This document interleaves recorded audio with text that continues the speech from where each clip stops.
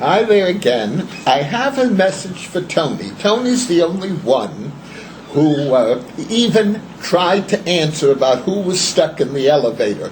So if she sends me her address, she gets the booby prize. I mean, she's not right, but she's the only one that participated, I think. But I'm going to give you a clue.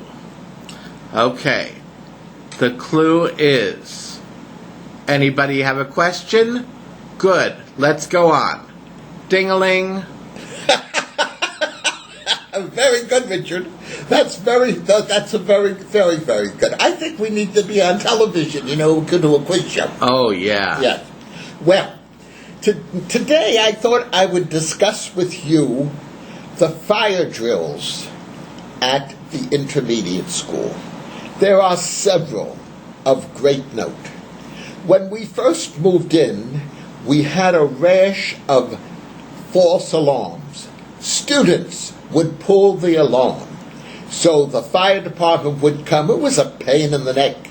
And finally the fire department says, we have some powder that turns the students' hands red if they touch the pulls for the fire drill. So they did that, and I think once we called them, but we found the youngster. But it wasn't hard, because we would wait about 10 minutes, and we would find out who it is, because the other kids would tell on them. So we knew exactly who it is. But it was good to have proof, because they couldn't get that red powder off. It stayed on for weeks, I think. But that was a good thing. Now, other fire drills have stories behind them. There was always a smoke bomb, a stink bomb, set off right after the Italian festival at the park, at Pelea Park. Evidently, they gave them out as prizes. And so the kids brought them in, and during the day they would set off these smelly, smoky things, and it would cause a fire drill.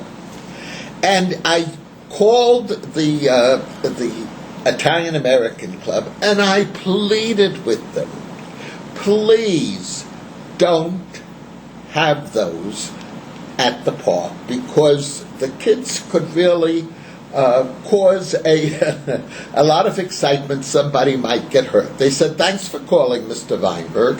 And the next year, the bombs went off again. Well, that didn't work. And then there was another day. We tried to only have fire drills that we controlled when the weather was pleasant and nice. This one day, there was like a northeaster. And the alarm goes off, and we all go out, and we're getting soaked. And of course, I was out there too, and the fire department came, and I happened to be standing in the 7th grade area. I guess that's where my office was, and where I was when the alarm went off. And so I'm standing next to one of our teachers, Mr. Tishner. First, at that time, I know he was teaching Latin.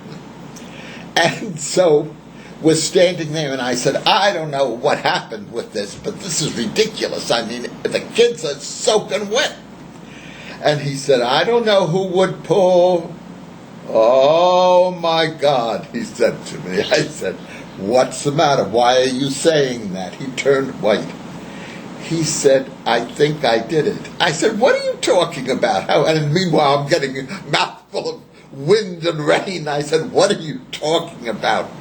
Because we had to wait for the fire engines. We weren't allowed in until they gave permission. Oh.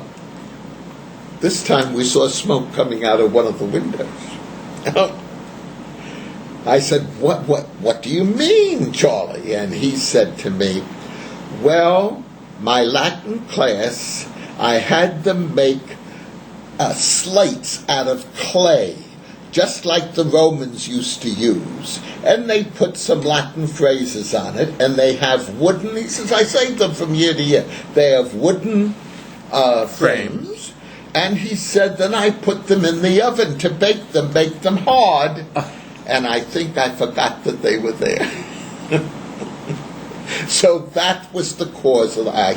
When he told me that, I'm not a fighter, but I was ready to slam him down. He would have won. You think so? No, Yeah. He wouldn't have even defended himself. He was so angry and upset. Now, another time, I seldom left school before 5 o'clock. But this one day, I had to go with Mrs. Vineburg, I don't know which one of the boys, to do something. I don't remember. So I left at 2:30, 2:45. And I left Mr. Fogler and Mr. Donahue there. It was perfectly fine. I didn't have to get permission. School was out. I didn't have to stay till 5 or 5:15 or 5:30. But I always did because I had so much to do. Of course, the association, the Teachers Association, told me, do your office work in your office during the day, then you can go home early, because the teachers didn't like it that I was wandering around the school all day and walking into their classrooms, especially at the beginning. After a while, if you hang long enough, you get used to hanging. Anyhow,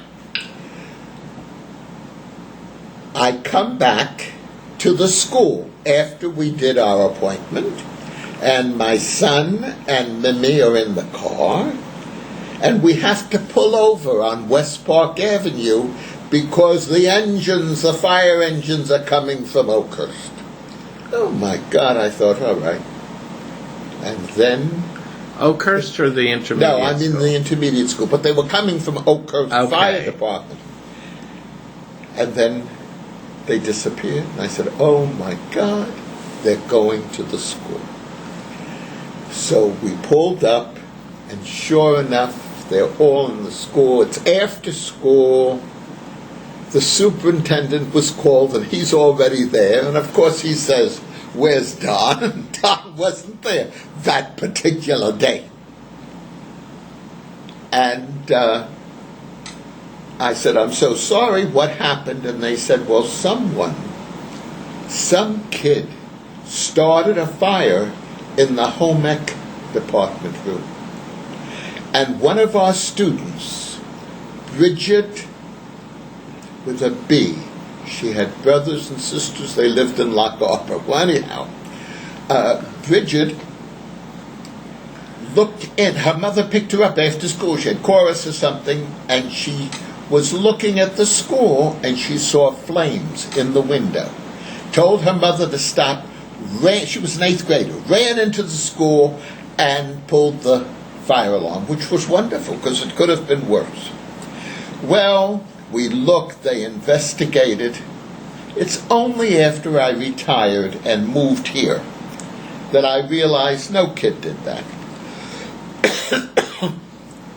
One of the custodians, who I found out didn't really like me. I don't know why. Again, like Mr. Milson, I don't know why. We never had any crosswords or anything. He must have done it because years later, right before I retired, after school, we had a series of pulled fire alarms, and the police discovered it was the same person. And he was transferred to another school, and why did he do it? He didn't like Mr. Vineburg. So I guess you can't win them all, but I thought you would be interested in those stories about fire drills. Who couldn't love Mr. Vineburg? Oh yes, well, my biggest fan here. All right. Very good. Have a good afternoon, a good night, and be well. And be warm as the weather gets. Oh no, it's colder. beautiful in Green Bay. You should all come here. It's been raining back east. Here it's been 50 to 70 degrees, 75 degrees every day with clear skies. And go Packers. Oh, go Packers. And they Giants. made me nervous next week. And Giants. Yeah. They made me nervous too last week. Bye.